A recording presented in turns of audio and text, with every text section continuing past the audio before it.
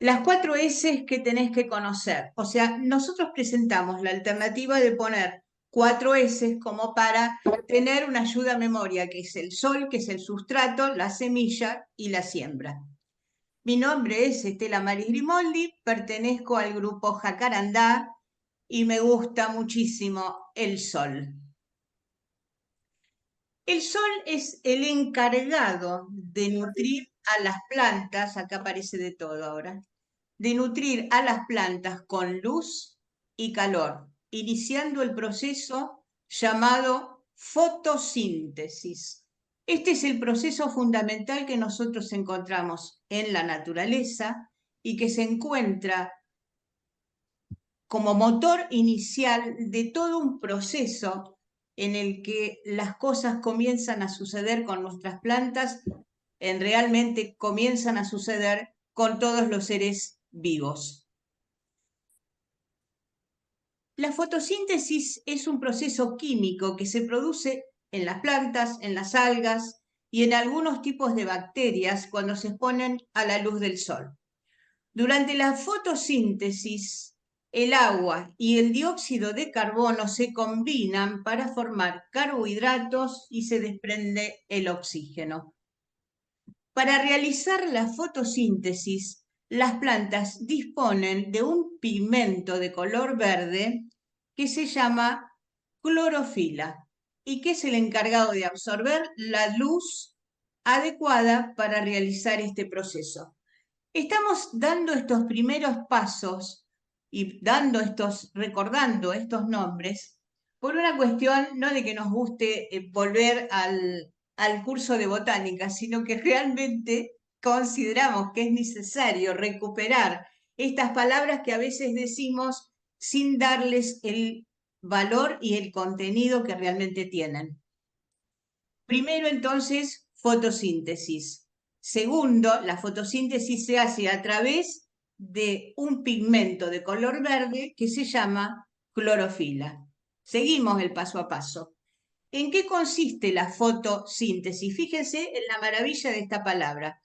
Foto, luz, síntesis. O sea, ¿de qué manera las plantas realizan, sintetizan el poder que reciben de la luz solar y lo reconvierten en no solo nutrientes para toda la planta, sino también para devolvernos el oxígeno?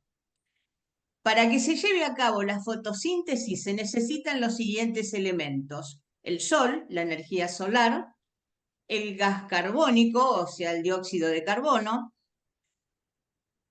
que va a entrar por los estomas de las hojas, la clorofila, que es lo que dijimos que era el pigmento que captaba justamente ese poder lumínico, agua y sales minerales. Este sería el proceso. Otro elemento importante que nosotros dijimos, fotosíntesis, dijimos clorofila, dijimos de qué manera se producía esto, pero además hay otro concepto que también tenemos ahí medio colgadito de nuestra memoria, y es el movimiento, los movimientos que pueden hacer las plantas. Yo saqué estas dos fotos porque me parecieron muy divertidas. Y yo creo que si les pregunto dónde está el sol, no tienen la menor duda de dónde está el sol. En el caso de esta foto, el sol está hacia la izquierda. En el caso de esta foto, la plantita que salió por debajo del agujero, fíjense qué limpita está la maceta, salió por debajo del agujero inferior de la maceta, se elevó y dio su flor. A esto le llamamos tropismos. ¿Se acuerdan de estas palabras? El tropismo era positivo cuando se acercaba o buscaba la luz, el sol, y se llamaba negativo para cuando en vez de acercarse a la luz se alejaba de ella. Es entonces dos movimientos que hace la planta orientadas a favor o no de la luz. Es un movimiento, y lo vemos bien clarito en estos dos ejemplos, es un movimiento que ayuda a que la planta, se dirija y absorba la mayor cantidad de luz que necesita para desarrollarse. Entonces, una importante respuesta a la luz en las plantas es el fototropismo, que implica el crecimiento para acercarse o alejarse de una fuente de luz. Y acá aparece otra palabrita que también tenemos colgado en nuestra cabecita, como si fuera con pinches. Yo lo puse con letras mayúsculas, plantas de día corto y plantas de día largo. No, en nuestra mente, en nuestra capacidad de sintetizar las cosas, decimos plantas de floración invernal y plantas de floración primaveral de verano. Y vemos, algunos tipos de plantas requieren una duración particular del día o la noche para florecer, es decir, hacer la transición a la fase reproductiva de su ciclo de vida. Las plantas que florecen solo cuando la longitud del día es inferior a cierto umbral se conocen como plantas de día corto, el arroz, por ejemplo. Y las otras, las que florecen solo cuando la longitud del día es superior, se llaman plantas de día largo.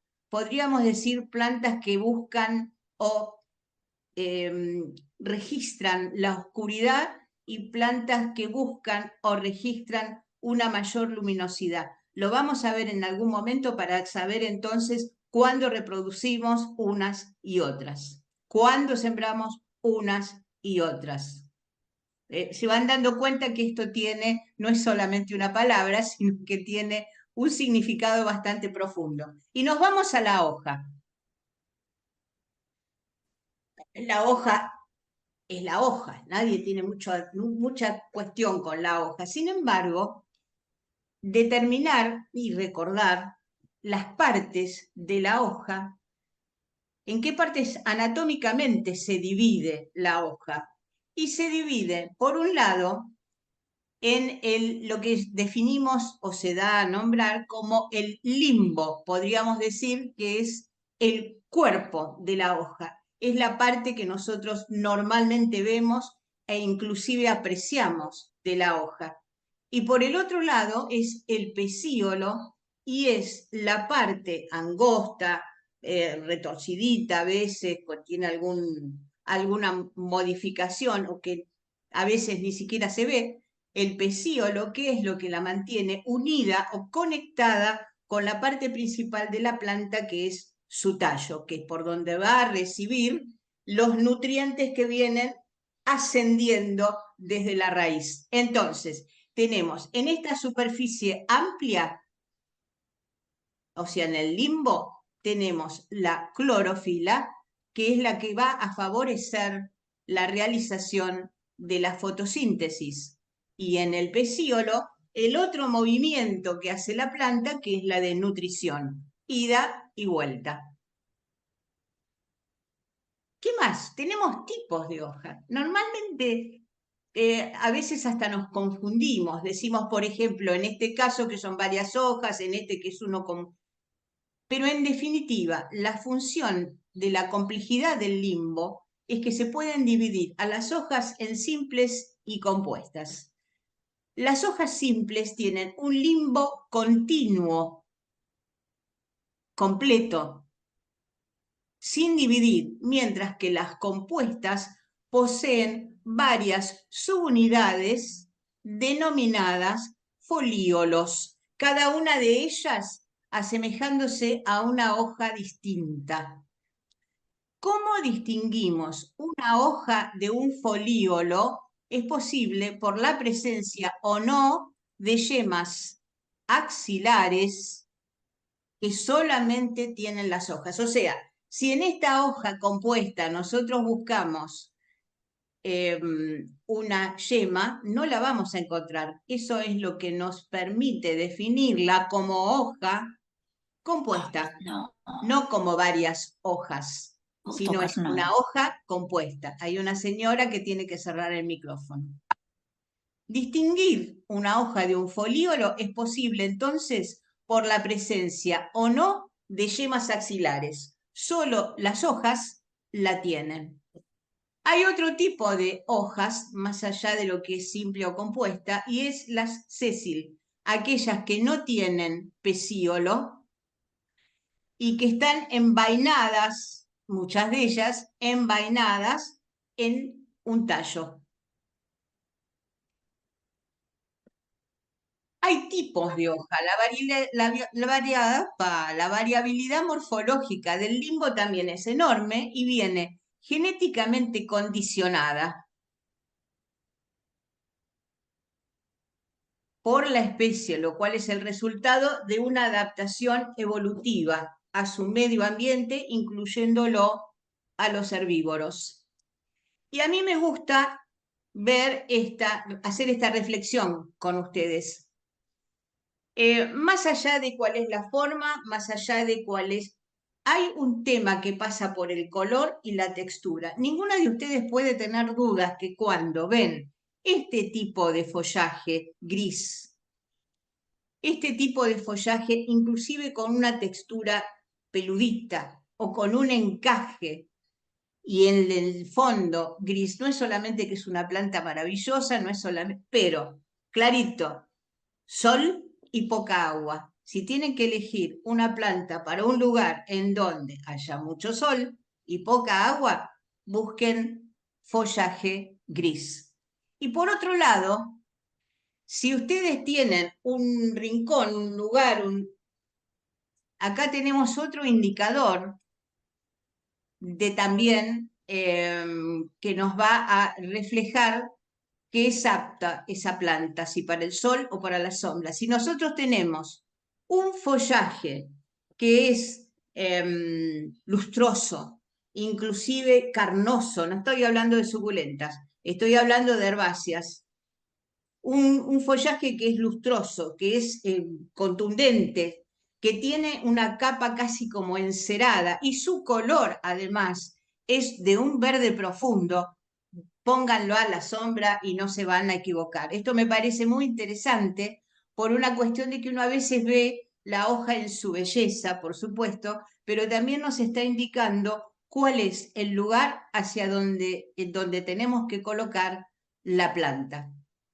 Por otro lado, también la magnitud, o sea, el tamaño de la hoja nos está indicando qué capacidad tiene o qué, por supuesto que la planta no reflexiona, pero sí nos está indicando que esa planta no corre el riesgo de deshidratarse. Entonces, es una hoja grande, es una hoja plena y no tiene problemas con respecto al exceso de calor y a la deshidratación. Por eso amplía y normalmente también es un follaje amplio, ancho, no solamente dirigido hacia arriba.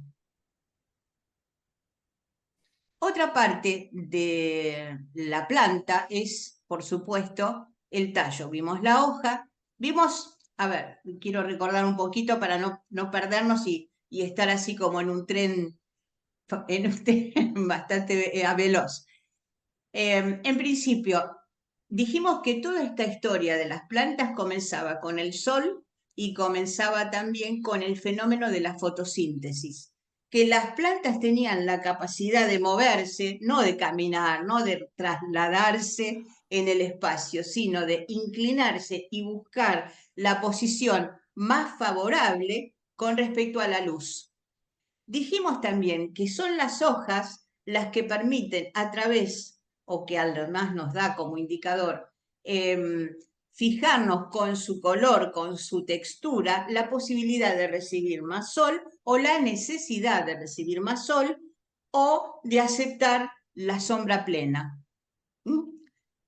Y vamos ahora al tallo, que es la parte aérea de la planta y que soporta al resto de los órganos aéreos laterales, como son las hojas en la fase vegetativa y las flores o inflorescencias en la fase reproductiva. Además de a los órganos derivados de ellas, como son los frutos y semillas. Otras funciones típicas del tallo, y acá me gusta que lo veamos. Otras funciones típicas del tallo son no solo el soporte, sino la conducción. Es una avenida de doble vía en donde desde las hojas descienden a la raíz, digamos, todo lo recibido desde el sol, y por otro lado, desde la raíz hacia las hojas, todo este intercambio, la fotosíntesis que se produjo con las sales minerales y los nutrientes del sustrato hacia, por el tallo, hacia las hojas. Y el almacén de sustancias. La forma del tallo, la altura, la anchura, la consistencia, el grado de ramificación, etcétera, se denomina porte.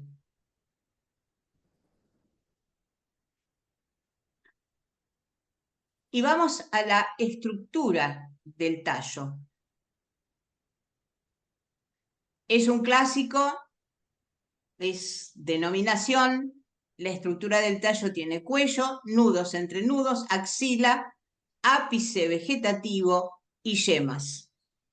Esta aclaración, que es lectura y además es dibujito, ¿para qué y por qué la traje aquí?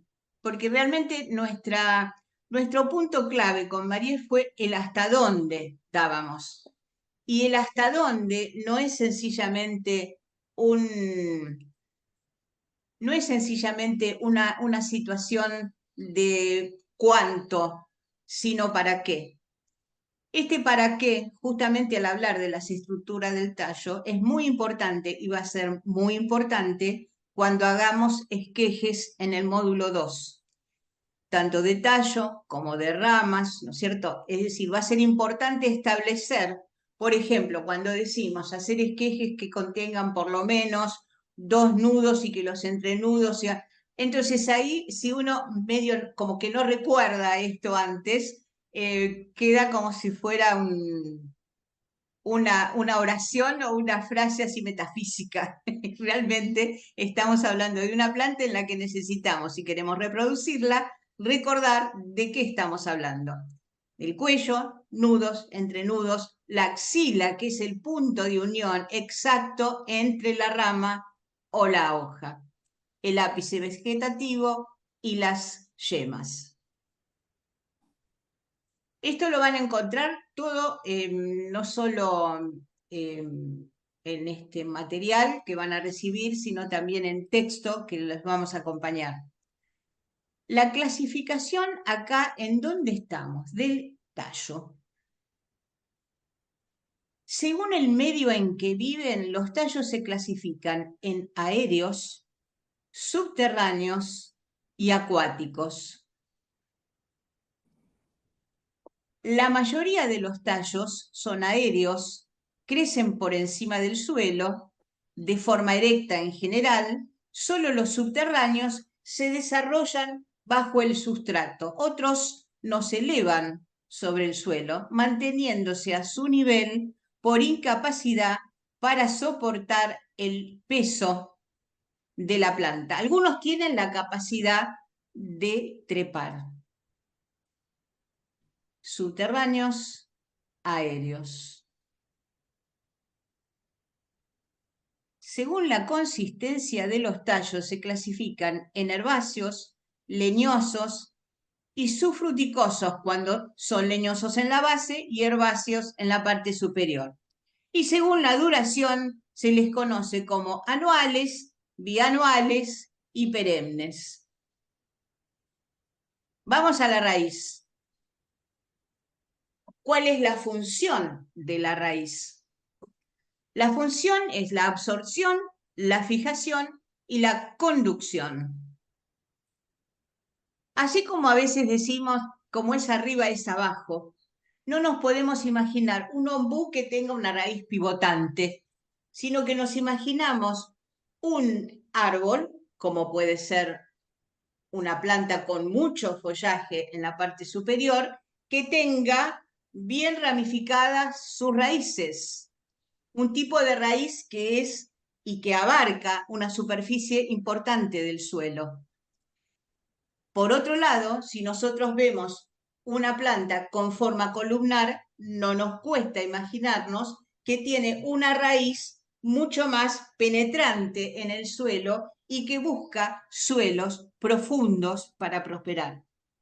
Hay veces que tenemos plantas que andan bien, 2, 3 años, 4 años, 5 años, y luego se clavan y luego comienza un proceso en donde se enrula, y esto sobre todo se ve cuando tenemos plantas que han crecido demasiado, sobre todo arbustos y árboles, y sus raíces comienzan a doblarse, con lo que están marcando que el árbol o el arbusto ha llegado a su límite de crecimiento y ahí habrá que trabajar con podas. Otro tema que veremos en otro módulo, pero quería traerlos aquí como reflexión para que puedan de pronto relacionar esto que en este momento parece tremendo. Otro tema que me gusta hablar aquí cuando hablo de raíces, fíjense, es importante. Alguna de ustedes me va a decir, ah, sí, pero yo logro reproducir, si no es hoy, lo va a decir en el próximo módulo también, me va a decir, yo logro reproducir poniendo las plantas en agua. Y realmente sí, van a prosperar y demás. Pero me gusta aquí que leamos esta primera parte. La absorción consiste en la asimilación de agua y nutrientes presentes en el suelo mediante los pelos radicales o radiculares de la raíz que tienen la capacidad de absorber las sustancias que la planta necesita. Y acá viene el desafío. Ustedes coloquen la planta que quieran, el esqueje que quieran, en agua durante un cierto tiempo y van a ver que comienza a desarrollar una raíz muy interesante. Observen, ¿tiene pelos?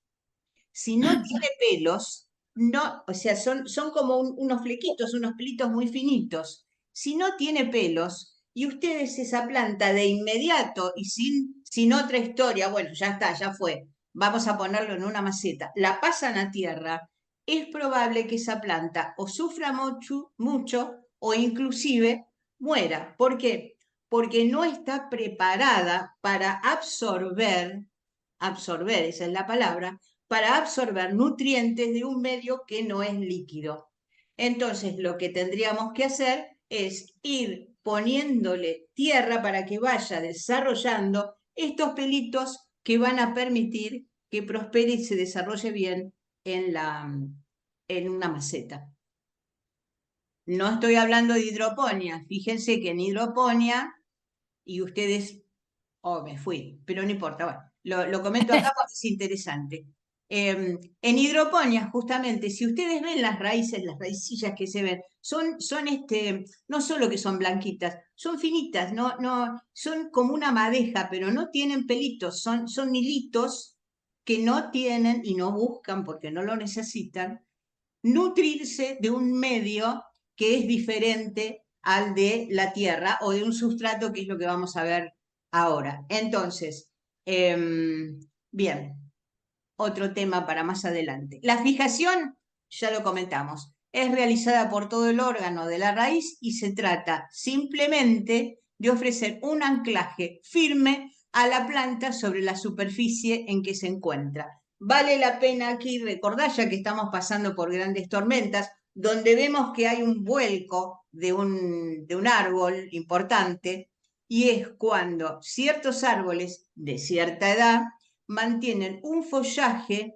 que se moja, que pesa mucho más, y acompañado por un viento con raíces flacas, delicadas, no puede sostenerlo. Y entonces se vuelca.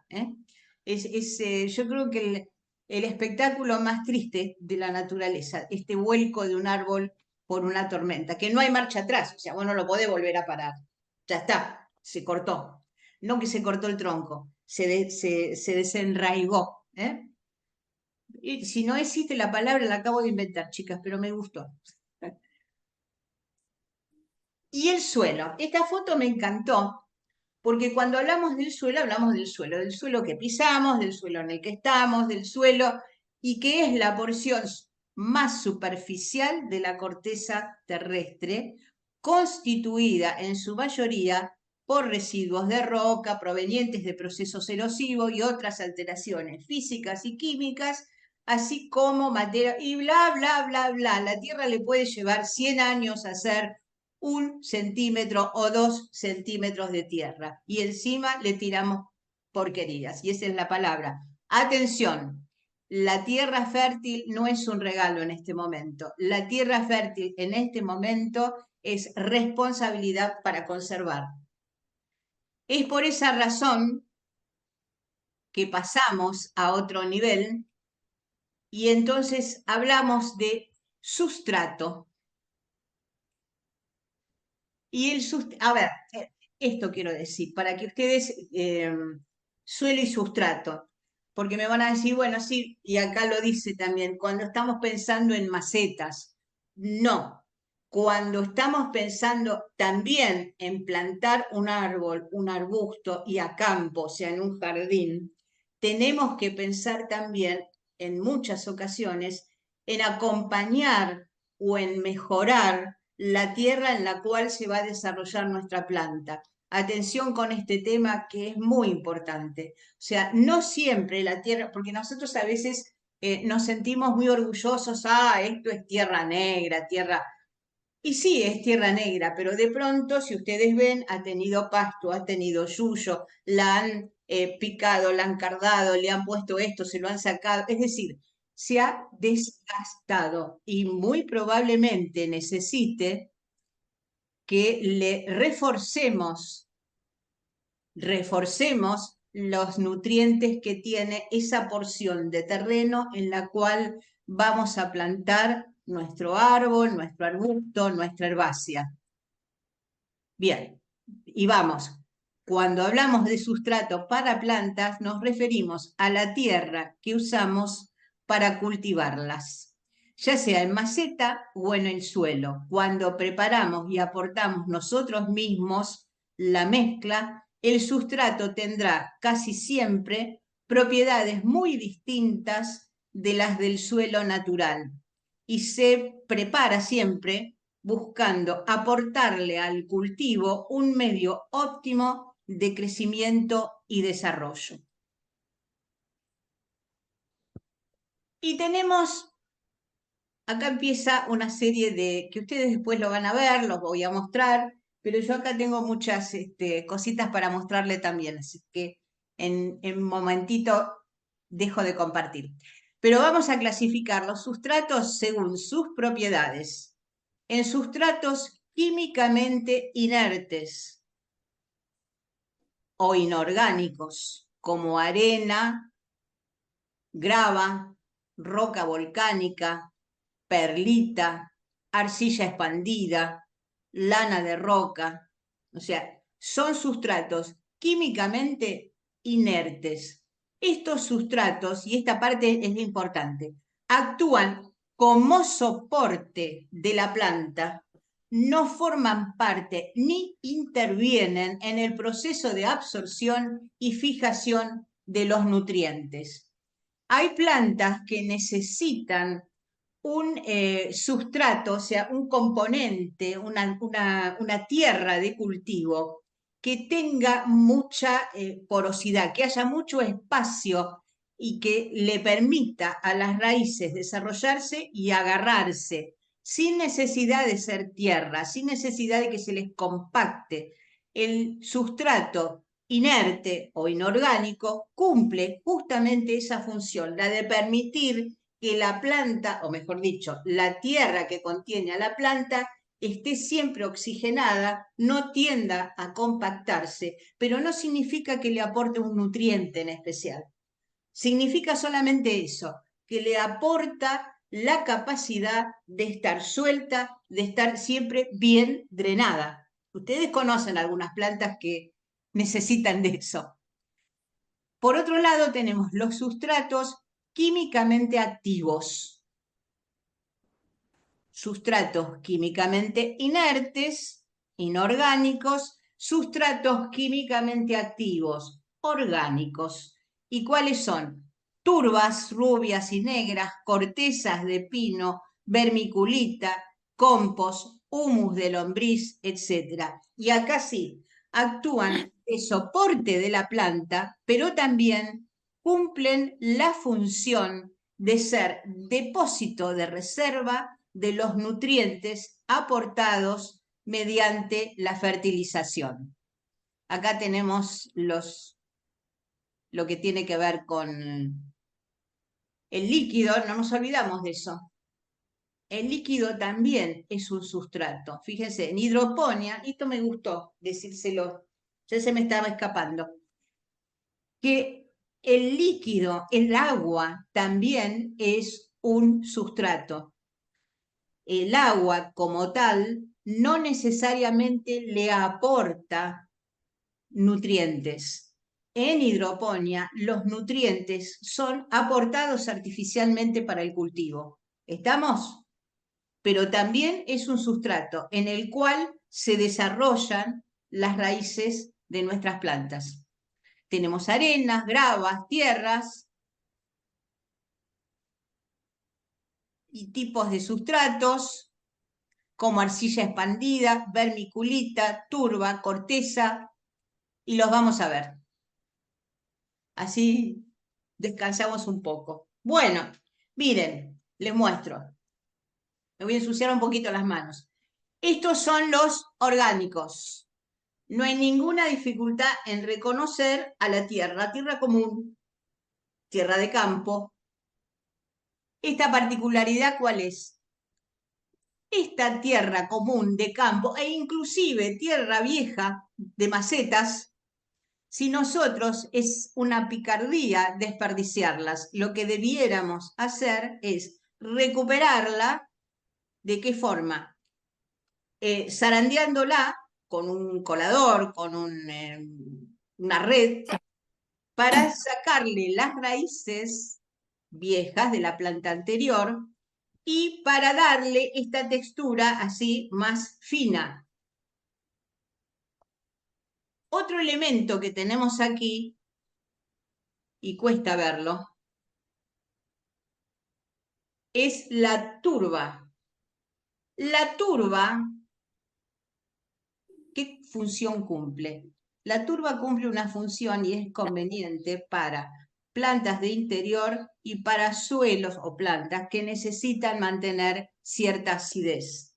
Y cuando tocamos ese tema de cierta acidez, yo me vengo en un poco lo que descargaba hoy, como para ventilar el clima que venía medio difícil. Chicas, estas hojas aciculadas que traje son hojas de pino. Atención, no de casuarina, de pino, el que hace piñas, ¿sí? Entonces, estas hojas, llevadas a este estado, que es cuando se secan, nosotros podemos y debemos estacionarlas un poco, no la pongan directamente, no la pongan verde, por supuesto, pero estacionarlas un poco, picarlas después y la ponen en suelos o sustratos para azaleas, camelias, es decir, jazmines, todas plantas que necesitan una dosis de acidez. Excelente es la pinocha. Y si ustedes quieren utilizar un cubresuelo apropiado para también plantas que necesitan acidez, esta es ideal. Lo acolchan el suelo, donde tienen ciertos bulbos que también necesitan suelos ácidos, acolchan el suelo como para que no se hiele, como para que mantengan la nutrición, como para que el sol no interfiera. Son excelentes acolchados. Y ya que hablo de acolchados, sigo con estas, que son, acá tenía mi galera de magos, yo no lo sabía. Estos son las cortezas de pino. Y acá viene una aclaración. Esto se compra. Y si no se compra porque ustedes tienen un pino amigo, se lo van a sacar, lo que tienen que hacer es ponerlos en una placa y ponerlos en el horno, por lo menos 10 minutos. ¿Para qué? ¿Para cocinarlos? No, para matar todo lo que sea hongo o animalito que ande suelto por allí, como para no incorporar un veneno, ¿no es cierto? Entonces, si van a utilizar esto como un cubresuelo también para proteger nuestras plantas del sol excesivo, de una helada excesiva, en fin, cubresuelo para inclusive evitar que crezcan yuyos, entonces, ¿van a usar corteza? Bien, bárbaro, pero no la que sacan del pino, porque pueden llegar a sacarla junto con algún honguito, con algún bichito que va a terminar colonizando nuestras plantas, que no es lo que deseamos. Estamos hablando de sustratos de qué tipo, químicamente activos, no, sustratos orgánicos y activos. Esto va a dar sostén si nosotros lo ponemos en el suelo, porque también por aquí podemos tener orquídeas, muy interesantes.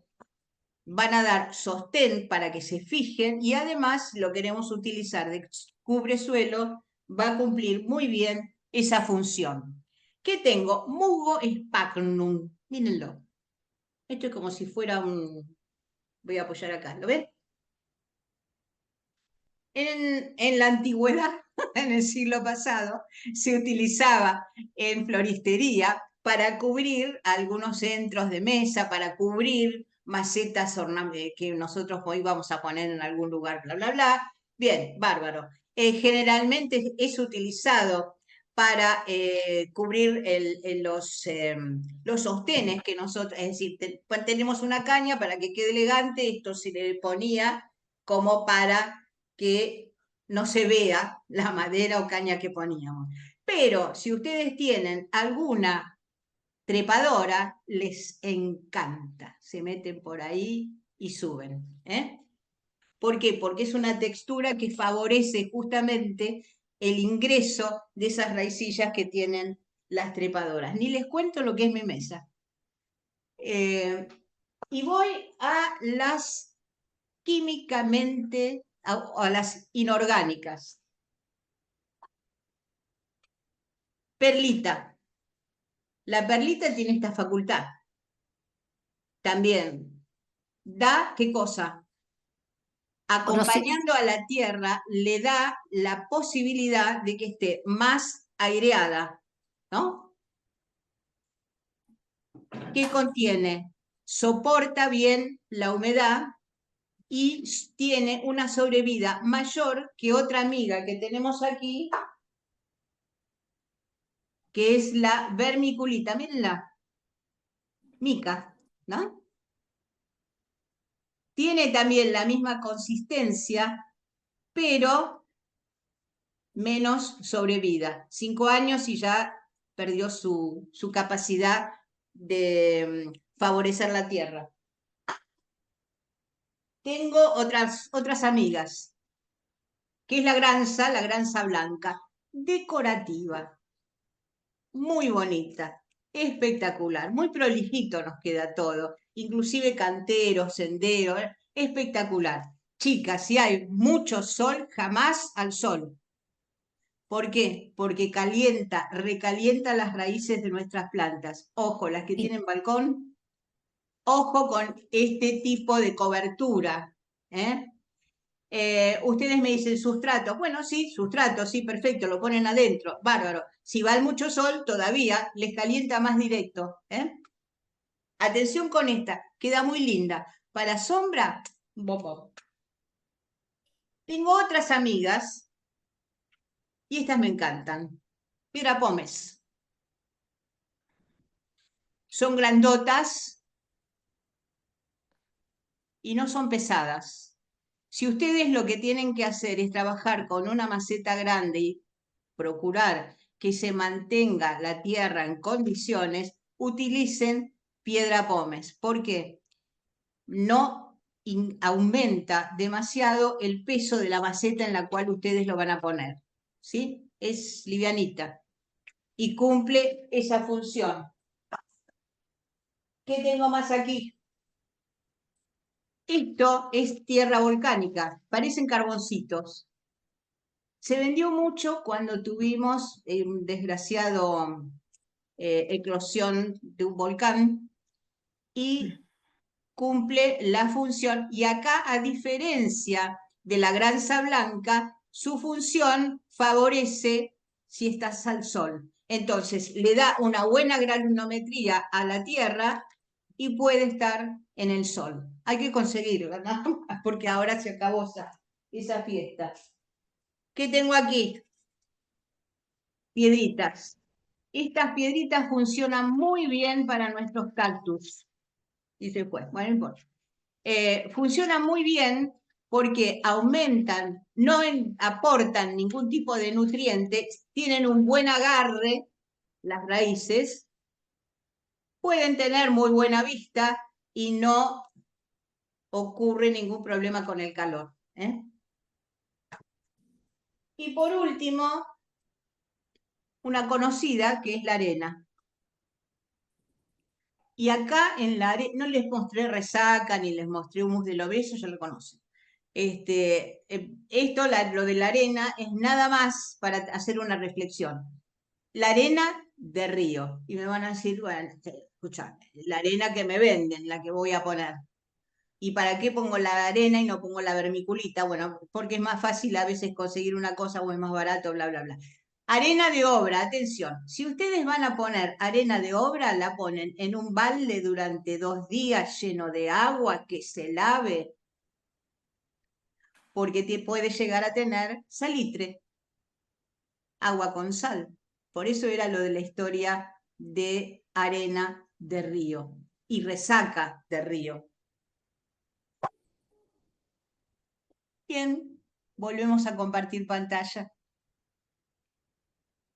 Perdón, Estela, hay una pregunta. Dice, Bueno, ¿dónde se pone la piedra pómez? ¿Arriba o mezclada con la tierra? claro, depende del tipo de planta. Para elegir a ver, si lo pones abajo, por supuesto, va a cumplir la función de tapar el agujero, de que no se tape el drenaje de la maceta, etc. Eso es así.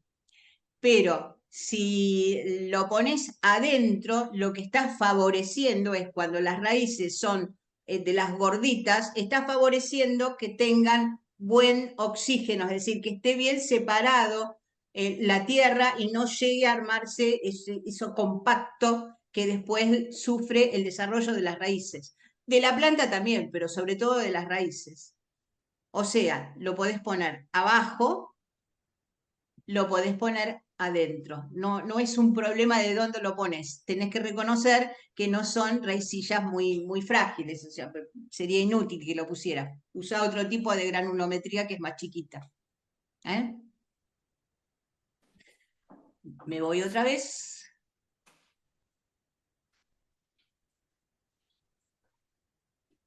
Y pasamos. ¡Oh! Y miren lo que encontré acá, chicas. Esto les va a gustar. Hay mezclas de sustrato. Esto es como si fueran distintos blends. También se los dejo. Tenemos una mezcla universal, mezcla para semillero, esquejes, con porcentajes apropiados para cada uno. Por supuesto, cuando dice una parte, elijan una parte, que es un pote, va a tener que ver con el recipiente en el cual ustedes van a utilizar o con el pozo en el cual ustedes van a utilizar ¿cómo es? La tierra, el sustrato. Entonces, una parte es una parte. Lo que significa es que si son 3 partes, las 3 son iguales, ¿sí? Es el mismo tipo de recipiente para medirlo. Bueno, la mezcla universal, una parte de tierra negra, de resaca, de arena gruesa, para semillero, 40% de compost maduro. No hablamos del compost, ahora hablamos en un ratito. El 20% de humus de lombriz, etc. Hay toda una serie de recetas para que ustedes puedan llegar a este final, que es el trabajo práctico. Preparar 3 sustratos aptos para hortensias, aromáticas y cactus. Una fotito de cada uno. ¡Pling! Un tema que me dije que me había olvidado de hablar del Perdón, color. te interrumpo un segundo. ¿Sí? Hubo una aclaración de parte de Natalia Galazo del Seibo que dice que la arena también debe ser esterilizada. porque la arena viene o de río o de agua y hay desagües cloacales y viene llena de bichitos. Así que no solamente el tratamiento, como mencionaste, de ponerla en el balde de agua, sino además esterilizarla. Es lo mismo que hicimos con las cortezas. Sí, sí, Correcto. sí. Em, bueno, una omisión, pero es incuestionable que eso lo tenemos que hacer para no incorporar a nuestras plantas problemas o defectos heredados de los orígenes de donde viene esa planta. Perdón, Gracias, de donde Mercedes. viene el sustrato. Les quería decir, un compost rápido, un compost light. Eh, ¿Cómo lo hacemos? Tiramos el café, tiramos la yerba, tiramos las cáscaras de huevo, tiramos cuando pelamos la papa, tiramos las cáscaras de... Bien, no tenemos el lugar para hacer un pozo, no vamos a llevar eso al balcón porque los vecinos vayan a... No sé, no da olor, no importa, pero uno tiene esa persecución. Entonces, una vez por semana, ustedes van juntando en una bolsa, una vez por semana, si están en una zona donde las bendice el sol con furia, perfecto. Pero si es invierno y el sol no las bendice, ponen en una placa en el horno y secan todas esas cáscaras. ¿Sí? ¿Me siguen? Una vez secas las ponen en la licuadora o en el mixer y las mixean. Y luego mezclan con tierra de macetas que ya está cernida, ya le sacaron todo lo que le tienen que sacar, la dejan ahí, la estacionan 15 días y se la ponen a las plantas. Les sale un bombón. Bueno, un besito, chicas. Gracias.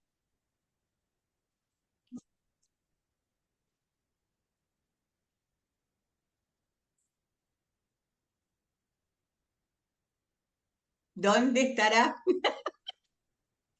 ¿Dónde, Lo dónde querés, está? lo María. tengo. ¿Querés que lo comparta? Sí, por favor. Chicas, Cristina Grifa, nuestra presidente del Garden Club Argentino, no pudo estar con nosotros, pero nos envió un mensaje. Y con todo el alboroto inicial, lo vemos ahora.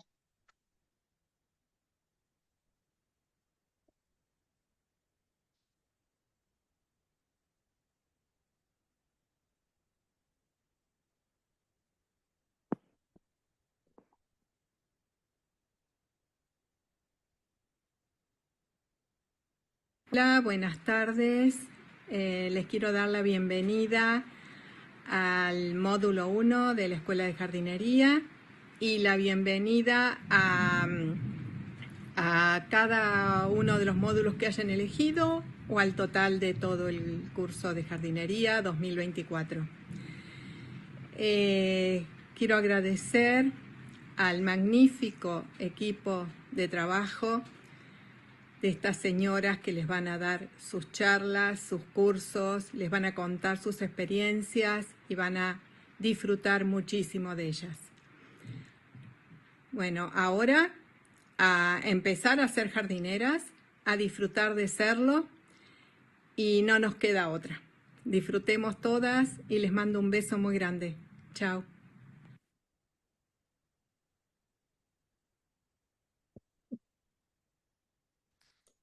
Gracias, Elita.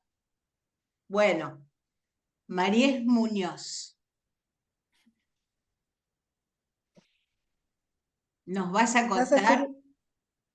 perdón, Estela, ¿vas a hacer un descansito de 5 minutos? Me estaría perfecto. Yo digo, venía mirando la hora. Sí, va a ser bueno eso. Un descansito, chicas.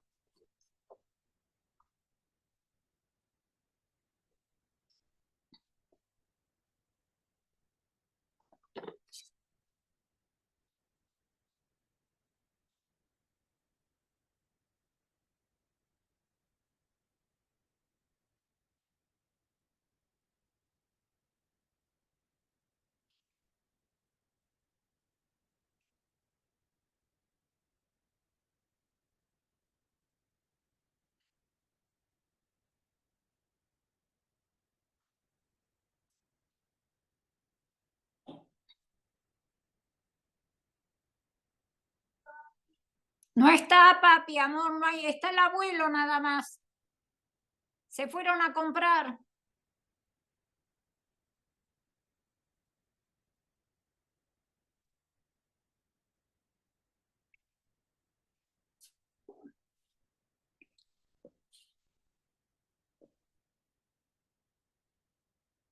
Hola, Estela. No te oigo. Ahora sí. Ah, Bien. sigue Esperamos recreo. esperamos un ratito Dale, más. vos tenés PowerPoint, no lo vas a pasar vos. Sí, los tengo acá Ah, preparados. El ¿cómo problema quieres? con el mío es que no pude, no podía visualizar en la barra para agrandar la imagen, para ampliar la imagen. Ok. Vos fijate, viste, en casa de herrero, cuchillo de palo. Bueno, Eh, los imprevistos pasan. Yo me hice bastante mala sangre, pero ya pasó. Y va a salir todo bien. Y tengo muchas ganas y estoy muy contenta. Así que vamos para adelante nomás. bueno, esperemos que a todas les guste o, bueno, de cualquier forma, esto no es que empieza y termina hoy. O sea, lo que sigue es todo el material que tenemos preparado para mandarles, lo que sigue es la grabación esta. Bueno, Sí, Maries. bueno, yo me voy a presentar. Yo soy Maríes Muñoz. Hace 48 años que entré al Garden y tuve la suerte de adquirir un montón de conocimientos de las señoras que transmitieron toda su sabiduría y yo la fui tomando y acaparando para poder seguir yo con este legado y poder seguir transmitiendo todo lo que aprendí en todos estos años. Fue la semilla que plantó el Garden en mí, junto con la que había plantado mi abuelo. Después estudié paisajismo y me dediqué a eso hasta ahora que estoy un poco más tranquila. Es una alegría estar con ustedes y tratar este tema, pero para empezar a llegar a la semilla, así como Estela pasó por raíz, tallo, hoja, para los sustratos. Para llegar a la semilla tenemos que hacer un repaso botánico de las flores y de sus formas. Estoy muy contenta de poder transmitirle esto, espero que les sirva. Igual la acompaño con otro material y pueden hacer todas las preguntas que quieran, que las vamos a evacuar de la mejor manera. ¿Podés poner el PowerPoint? Ahí vamos.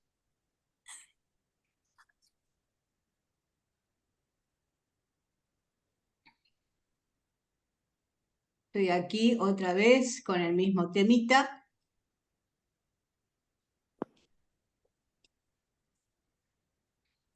Bueno, elegí esta foto y esta flor porque es clara y se ve muy bien las partes de la flor. La flor se divide en 4 capítulos. Tiene la parte femenina, tiene el cáliz, tiene los pétalos, que es lo atractivo, lo que atrae a los polinizadores, es lo que luce, es el lucimiento de la flor. Y tenemos, como muestra la foto, si la agrandan, tiene el estigma abierto en la parte superior, la columna, que es el estilo, después están los estambres con sus filamentos, los pétalos y los sépalos, y el pedúnculo, que es el tallo floral que lo sujeta al tallo. Perdón, Maries, ¿estás viendo la pantalla completa? Sí, Estela, la Oye. estamos viendo completa. Ah, bueno, listo, ya está. Perdón. Sí, sí, ¿por qué? No, está bien. Ok. Los pétalos forman la corola y acá se ve perfecto. En esta foto se ve perfecto, porque hay otras flores que no están tan a la vista, todas las partes de la flor. Pero acá está perfecto. ¿Podés pasar a la 3, Estela, saltando la 2? Ahí. Bueno, acá estamos, pasamos a la sexualidad. Ya vimos una flor típica que tiene la parte femenina y la parte masculina en la misma flor. Pero no todas las plantas son de la misma manera, y tenemos las dioicas que tienen flores femeninas en un ejemplar y flores masculinas en otro.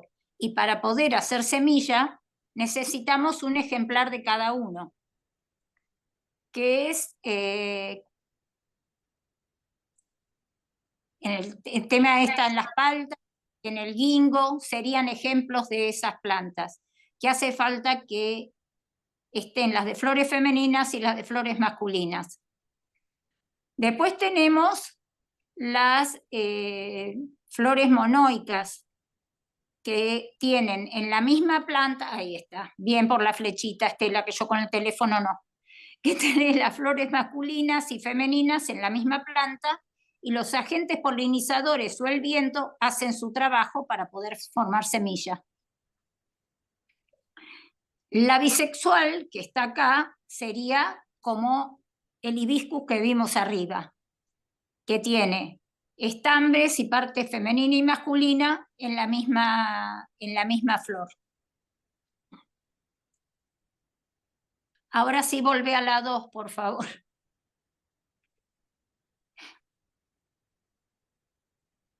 Ahí está. Tenemos tipos de plantas dicotiledóneas y monocotiledóneas.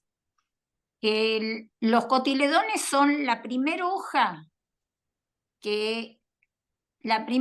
primitiva que sale de la semilla, que es con el que empieza a hacer fotosíntesis. Es importantísimo ese cotiledón.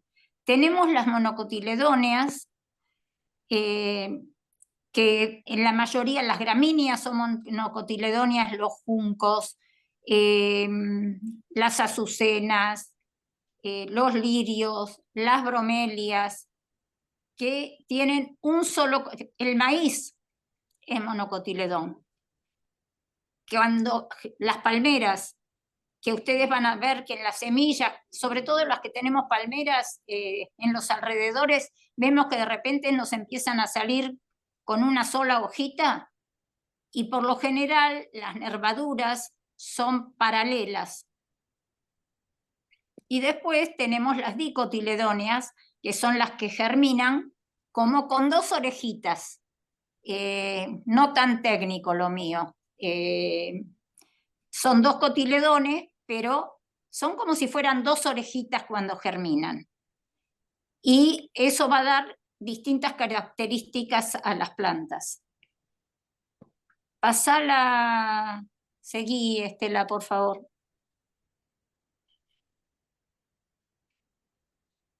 Ahí. Ahí.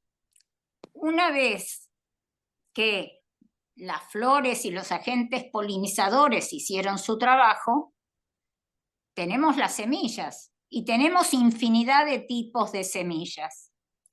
Tenemos los frutos secos, como la castaña que está ahí, que tiene una estructura muy coriácea afuera, muy dura, con una semilla en su interior. Ahí, esa es la castaña sativa, que es la que se come. Y yo acá tengo el Aesculus epocastaneo, o sea, el castaño de la India, que tiene la misma característica. hace este fruto con esto, que es muy duro y coriáceo, y cuando se abre, adentro tiene un fruto muy parecido a al de la castaña que se come. Después tenemos los frutos iridiscentes que vienen como la lunaria, que vienen en cápsulas, pero así con láminas, y las semillitas están sujetas ahí. Después tenemos los frutos carnosos, como los tomates, que traen un montón de semillitas adentro. Tenemos las que son como cápsulas que son, estas son semillas de aquilegia, pero yo tengo acá una muestra de un fruto de hemerocális. No sé si lo llegan a ver. Oh, Dios santo.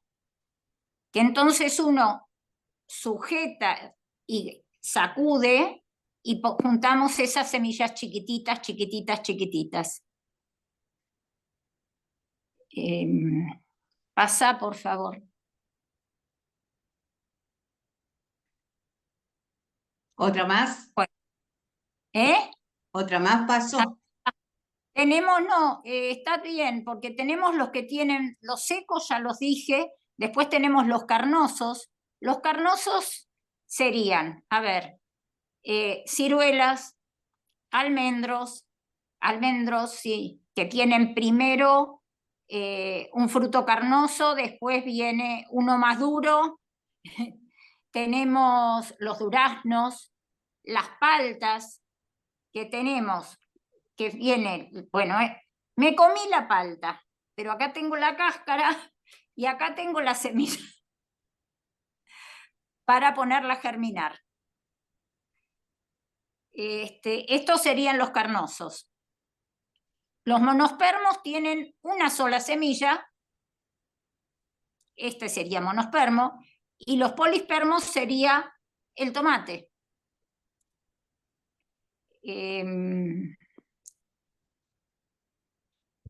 Ya está pasada, Estela. Bueno, hablamos, nos faltarían las bellotas que están por ahí. Bueno, estas son semillas de vaina.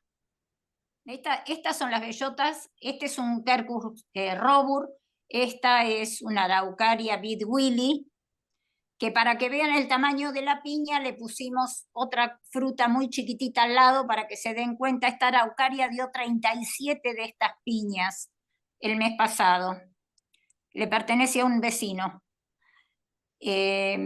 Pasá la otra foto de la Araucaria, si podés, Estela. No. No. No. No. Más arriba. Sí. Tengo que reconocer y decirles a todas que yo voy muy bien con el cultivo, voy muy bien con un montón de cosas, no voy muy bien con todavía. Estoy yendo con la tecnología, de a poquito. Bueno, vemos ahora, colocar en agua estas, dale. Bueno, tenemos estas. Estas son semillas de glicina que vienen en una chaucha así. Cuando se abre, ellas saltan y las podemos juntar en el suelo, o ahora yo guardo esta chaucha y en 2 o 3 días se va a abrir. Estas semillas son muy duras y necesitan un tratamiento para ser sembradas. Pero antes de llegar a esto, voy a volver yo para atrás en la charla. Nosotros ya hablamos de la flor, llegamos a las semillas, entonces de lo que yo quiero hablar es cuándo recolectamos semillas y cómo y qué debemos hacer para conservarlas y para tener éxito en su cultivo. Si las semillas las recolectamos en casa porque queremos volver a sembrar, hablo de amapolas, por ejemplo, o delphinium, zinnias, por hacer una variedad, y solo nombrar algunas poquitas. Las primeras en abrir deberíamos marcar. Yo sé que me van a decir, ay, no, está bien. Pero si queremos un mejor resultado, lo primero que tendríamos que hacer es, las primeras en abrir, las más grandes, las más luminosas, marcar el tallo con un hilito y cuando se secan, cosechar esas semillas. Cuando ya hicieron, juntar esas semillas, secarlas y guardarlas en sobres de papel con el nombre. Si nosotros estamos recolectando semillas, nos fuimos de vacaciones, vimos una hermosa y divina planta que tiene bayas, que las vemos maduras, o que tiene flores y las vemos maduras, y las recolectamos, el consejo es, si no saben el nombre, saquen una foto de la planta, pongan las semillitas en un sobre y fíjense de dónde las juntaron, en qué latitud, en qué, no sé, Bariloche, Salta, Mendoza, San Juan, Córdoba, porque por todo el país, a donde somos coleccionistas y somos cosechadoras. Entonces, lo que tenemos que hacer es ver en ese lugar, en su lugar de nacimiento, qué ubicación tiene. Estaba a pleno sol, estaba en el bosque, cómo florecía, cómo eran las bayas. Saquen la foto, porque después, a través de Google, de los libros de una amiga, del grupo de Solo Horticultura, vamos a terminar poniéndole nombre a la planta, si logramos que nos germine. Pero es importantísimo saber de dónde la trajimos para saber qué requerimiento de luz. Por ejemplo, a mí me pasó de traer del sur, de la zona de Bariloche, el Bolsón, plantas, y me llevó un tiempo descubrir que lo que allá se cultivaba a pleno sol, yo acá lo tenía que sembrar, que no le diera el sol del mediodía.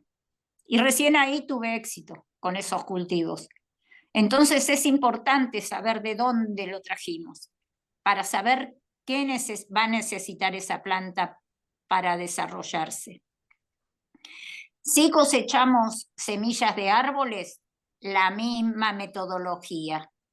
Y después investigar. Hay plantas que necesitan ser escarificadas y otras que necesitan estratificarse para tener éxito en el cultivo. Y ahora pasamos a qué es escarificación y qué es estratificación. La escarificación es la forma de abrir o ablandar. Los españoles descubrieron con los jesuitas, los jesuitas descubrieron con los indígenas y con la práctica en misiones, que por ejemplo la yerba mates, el Ilex paraguayensis, no germinaba, ellos querían sembrar y no germinaba, y que solo germinaba si lo habían comido los pájaros. Lo que quiere decir que esa semilla necesita un escarificado con calor para romper y ayudar a la germinación rompiendo esa cutícula. En el caso de las semillas de glicina, que estaban antes en el PowerPoint, para que germinen bien, hay que ponerlas 48 horas en agua caliente. Bueno, uno las pone en agua caliente y después las deja que el agua se enfríe, pero ponerlas en agua caliente y dejarlas en remojo. Y no es la única que necesita eso hay muchas semillas que necesitan de ese proceso previo. Además está, por ejemplo, la escarificación mecánica. Podemos, por ejemplo, las bellotas de roble. Estaba la foto, ese es el Quercus robur. Y la pongo, ahí la tenés. Y estas son las bellotas del Quercus palustris. se dan cuenta que tienen otra forma. Estas están verdes, porque ya verán que están verdes, pero son chatitas, y estas germinan con humedad. Se pueden poner en sustrato húmedo y germinan. Se pueden poner, yo trabajaba con chicos hace muchos años, cuando hacíamos exposiciones para niños en el Garden, y los chicos germinaban las bellotas de quercus en las botellas de ketchup, en botellas las ponían, y la bellota echaba raíces y empezaba a sacar hojitas. Pero las que son más duras, por ejemplo el Robur, el que está en el PowerPoint, esa se le puede hacer un pequeño corte ¿Lo pongo? lateral o lijar con papel de lija nomás.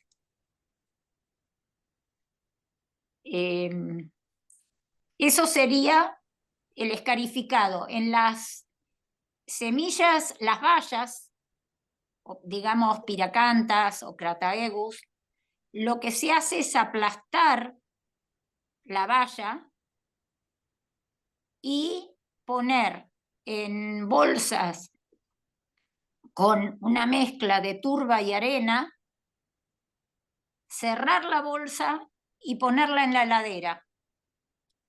Y dejar que empiece, la bolsa tiene que ser transparente, y cuando empiezan a ver las raícitas, las pasan a macetitas con un buen sustrato y salen la plantita. En el caso del ginkgo biloba, lleva un proceso parecido. Hay que sacarle la parte de afuera,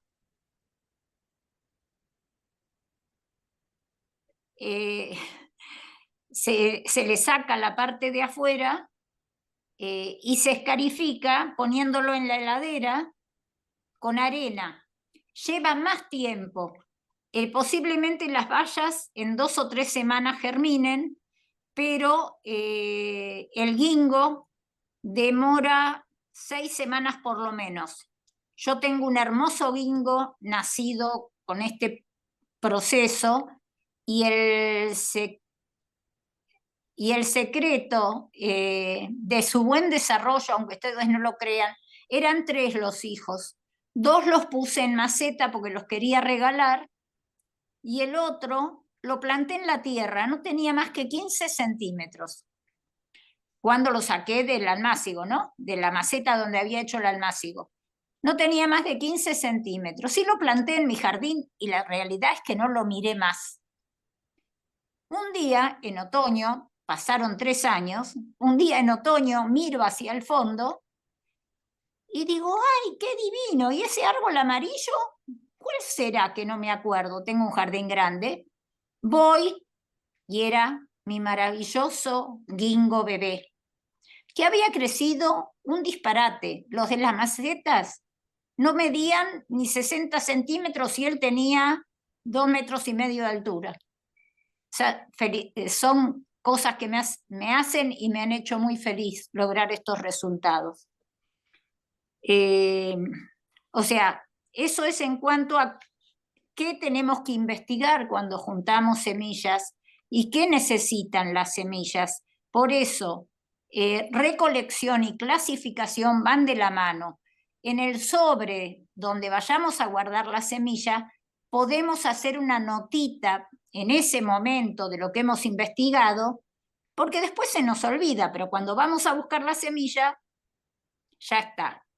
La otra cosa que tenemos que tener en cuenta es si lo hemos cosechado en otoño, sabemos que la planta florece en septiembre, y si florece en septiembre y la recolectamos en otoño, lo mejor va a ser sembrarla en primavera, que es cuando va a empezar. Y cuando ay, se me hizo una laguna.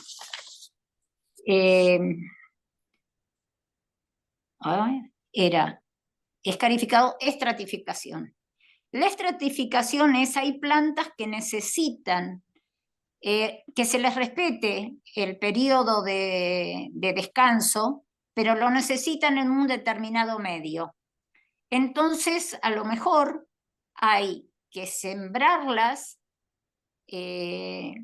cubrirlas con una pequeña capa y dejarlas descansar. Y en primavera, pero ya plantadas, y en primavera empezar a regar para que hagan su proceso. Estas semillas no son de resolución inmediata, les lleva su tiempo. A veces demoran en que veamos que empiezan a crecer. Me ha pasado con el Aesculus hipocastaneo de que demoró, la sembramos con mis nietos y demoró 4 meses en sacar una hojita. Con la paciencia, imagínense la ansiedad de los chicos. Y nosotros también somos ansiosas, nosotros también somos ansiosas, si queremos ya. Pero la naturaleza hace su camino y no siempre nos lleva al apunte. Acá tenemos otro tipo de frutos. Este es un Juniperus, el enebro, que es Juniperus communis, que da estos frutitos celestes, que son muy vistosos, son muy lindos y tienen un poder germinativo que ni se les ocurre.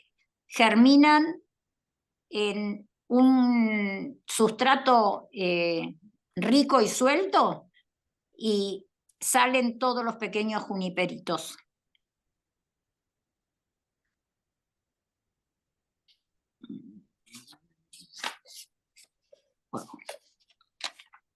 Bueno, pasamos a la siembra. Ya junto con el escarificado y el estratificado algo hablamos de siembra.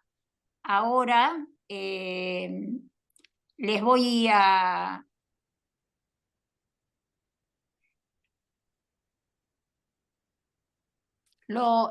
La práctica es el limoncito este que fue un regalo de la naturaleza. Abrimos el limón y venía germinado. Este limón me lo donaron, esta foto, pero es una maravilla. Entonces, esa semillita con esa pequeña raicita, la podemos poner en una macetita pequeña con un buen sustrato y mantenerlo en la oscuridad, porque estaba dentro de del fruto y él quiso esa vida, pero si le da demasiada luz, posiblemente se queme.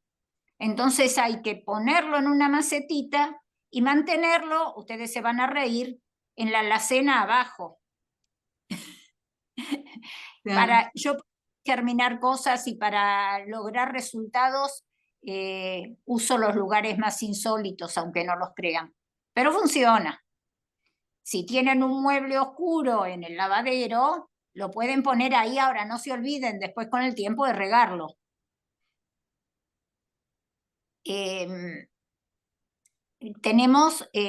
Podemos sembrar de distintas formas. Hay muchas formas de siembra.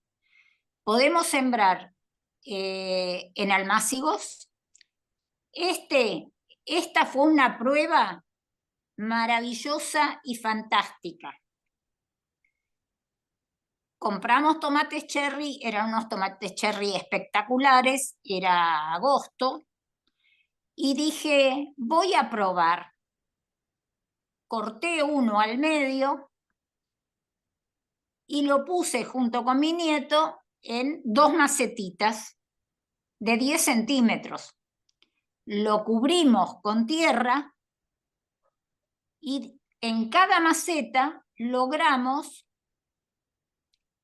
10, 12 plantas. Cuando las plantitas tuvieron unos 10 centímetros, las pusimos en el lugar definitivo en la huerta. Una maceta y la otra maceta fue al jardín y todos los compañeros de mi nieto se llevaron una macetita con un tomate. con una planta de tomate. Fue una experiencia sublime, sublime. Bueno, esta fue una práctica que funcionó, ahí está el resultado. Las plantas acá ya era ahora otoño, ya pasaron su plenitud, pero fíjense que al lado está la fuente que cosechamos y eran 8 plantas tuvimos y comimos tomate todo el verano en un espacio relativamente pequeño.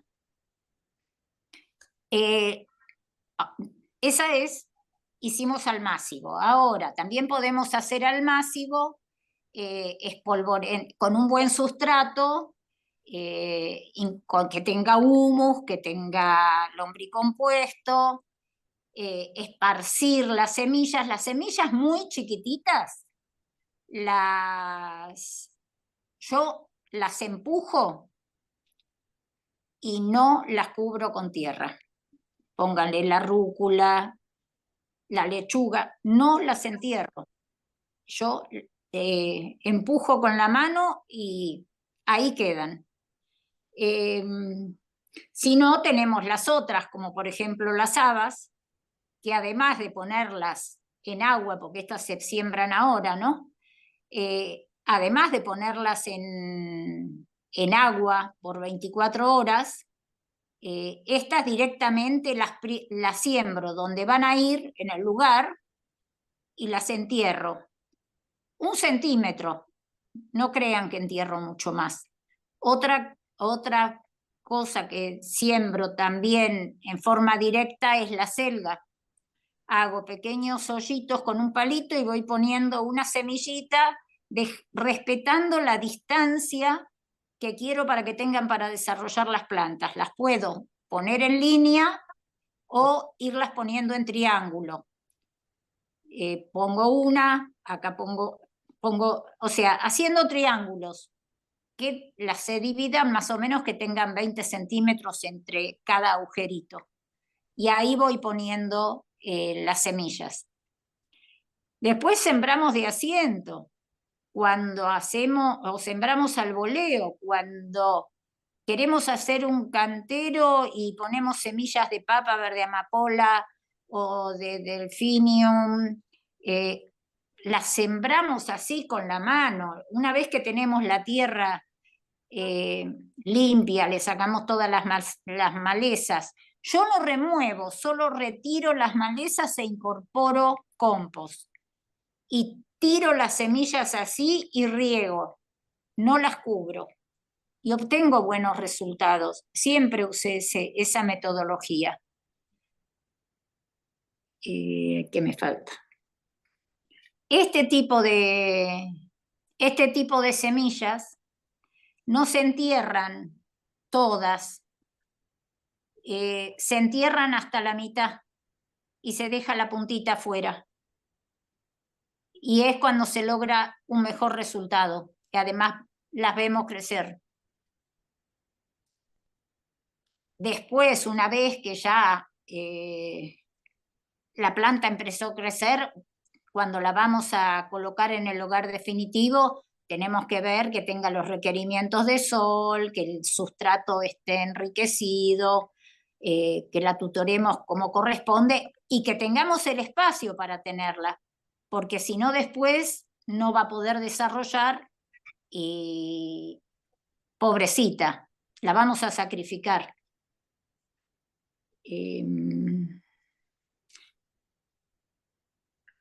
¿Cómo sembramos los bulbos?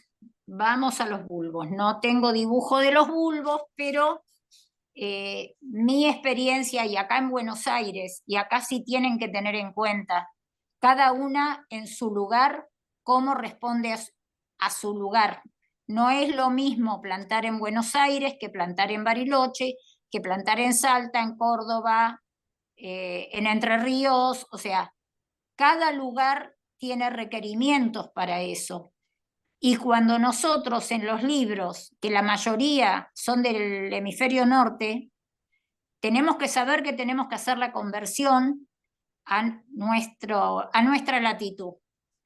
En Buenos Aires, y a mí siempre me funcionó, yo los bulbos los planto en la primera semana de mayo.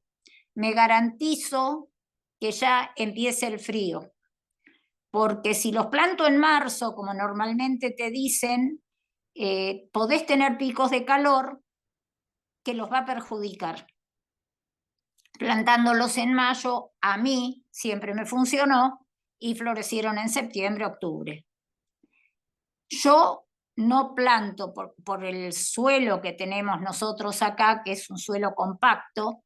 Si plantamos un narciso a 15 centímetros de profundidad, no vamos a ver al narciso. Nosotros los narcisos, cuando mucho, los podemos plantar que los cubramos con 2 centímetros de tierra. Esa es mi experiencia. Sigo hablando desde mi experiencia, no sobre lo que dicen los libros, hablo desde mi experiencia personal.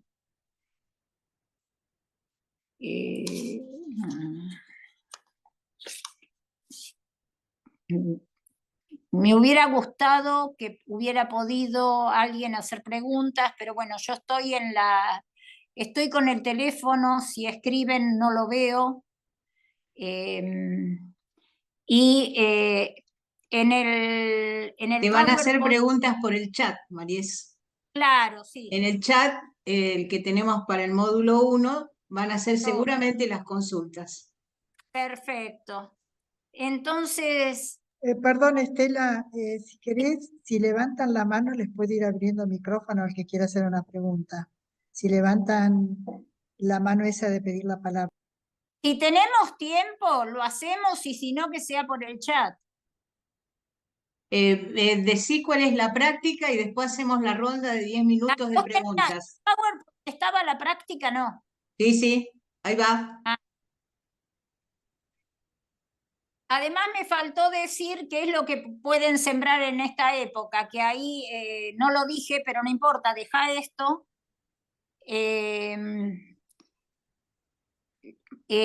Lo que pueden sembrar ahora en la huerta son crucíferas, acelga, rabanitos, zanahoria, cebollas, todos los tipos de cebolla, las habas, papas.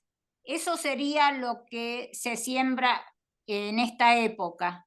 Y de flores, que siempre yo lo hago para Semana Santa, serían las papaver, las alverjillas, las centaureas, los delphinium, las caléndulas, bueno, y otras. Hay muchas. El trabajo práctico, solo para jugar un rato y para aprender un poco más. En un frasco transparente vamos a hacer una germinación como hacíamos cuando éramos chicos. En un frasco van a poner semillas de monocotiledóneas y en el otro frascos de dicotiledóneas, semillas de dicotiledóneas. Y van a sacar 3 fotos. Una cuando lo ponen, una cuando empiece a germinar, cuando salgan las raíces, y otra cuando ya tengan su primer cotiledón.